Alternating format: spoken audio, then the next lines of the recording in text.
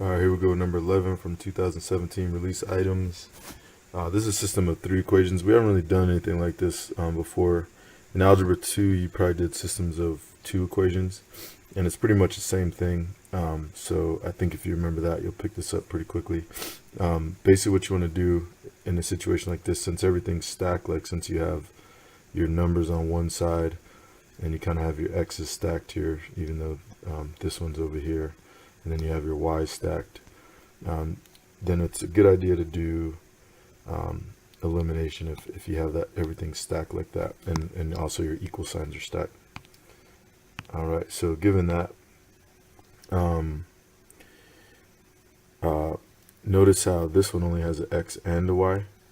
So if I'm going to eliminate a variable, it'd be nice to eliminate my z's here, right? Because then I'll just have a x and a y left over. So what I'm going to do is I'm going to combine these equations together, but before I do that, I'm going to multiply this equation by 2, because if I multiply it by 2, I'll have to distribute it here, here, here, and here, but the one that matters is here, because 2 times z is going to be 2z, and that'll cancel out with negative 2z. Okay, so that's what I'm going to do. And so let me bring this over here. So what I'll get is I'll get 4x minus 6y plus 2z equals negative 4. Okay, and then I'm going to bring this other one down. I'm not changing the second one, keeping it the same.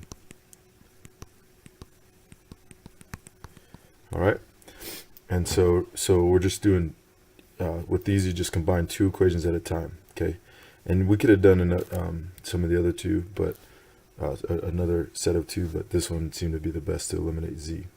So, and here we get a little bonus, because not only does z cancel out and eliminate, but also y gets eliminated. So there's actually a 2-for-1 special, kind of unintentionally.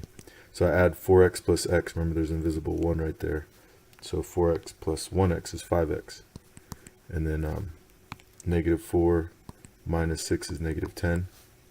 So I divide both sides by 5.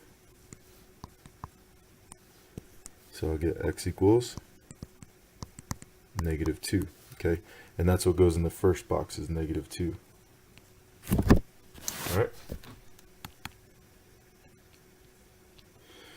All right, and the reason why it goes first is because it's x, y, z, right? So x goes first.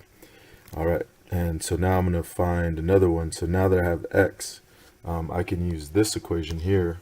Since there's an x and a y only, I can plug in negative 2 for x, and then I can solve for y. All right, so that's what I'm going to do.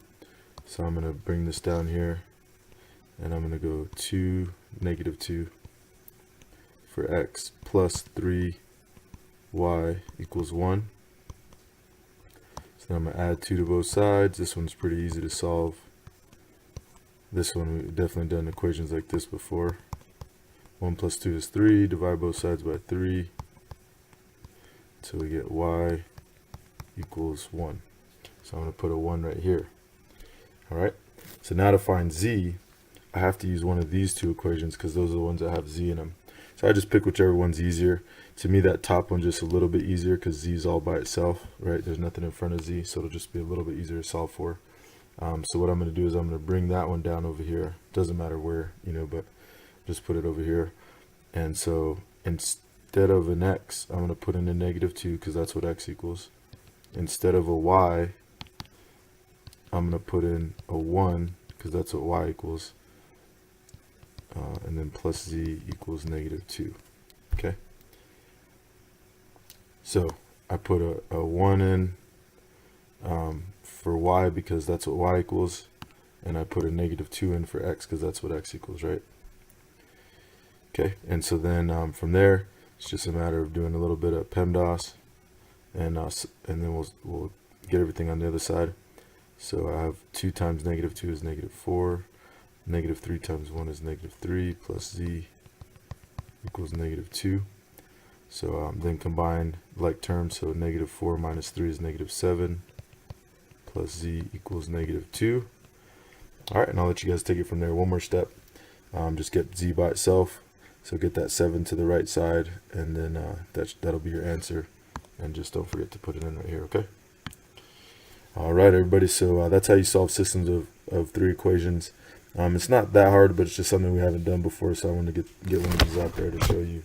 And so, and you know, there's a lot of stuff to remember, so if you don't remember this, you know, it's not going to be the end of the world, because you don't have to be perfect on this test to pass. You just have to, you know, just be the best you, right? And I'm pretty sure everything will be good if you do that. So, but hopefully this is one that you can pick up and get it right if you see it on there. All right, keep working hard. You guys are awesome.